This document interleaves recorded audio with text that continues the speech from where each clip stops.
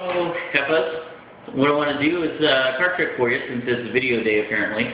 So what I'm going to do is I'm going to have you pick a card, alright? So any card here, doesn't matter. Let's get one of these towards the bottom here, is the 9 of spades, right? Now, what I can do, this isn't one of these tricks where you need to find your card in the middle deck or anything. In fact, I'm just going to put it right here on top, okay? So what I'm going to do then is I can take your card and put it here on the table. Then we can look at the next card in the deck, which is the Joker, alright? And if I take the Joker and rub it over the top of that 9, just like that, then all of a sudden, the move's been done.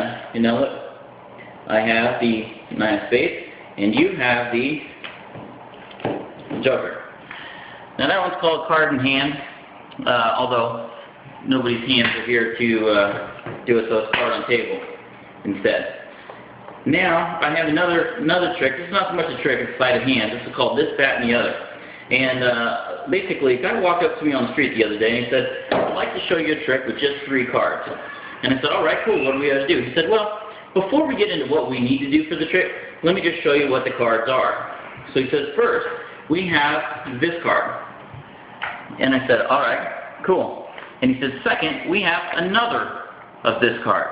And I said, all right, that's pretty weird, but okay. So we have this card, and finally we have that card.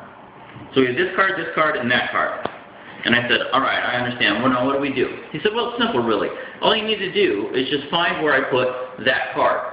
And as he said it, he took it off the top and moved it to the bottom of the pile. Now, I saw him do it, so I said, that's easy. It's on the bottom. He says, no, look. The card on the bottom is this card. And I said, all right. Well, if the card on the bottom is this card, then the card on the top is that card? Flips over top card. He says, no. The card on the top is also this card. I said, all right. Well, if the card on the bottom is this card, the card on top is this card, then that card must be in the middle. He says, the only problem is the card in the middle is also this card. So I said, thought about it for a second, and I said, I know how he did that. He used 3 of this card. He says, no, look. The card on the bottom is that card. That's the card you should have said. I said, no, wait a second.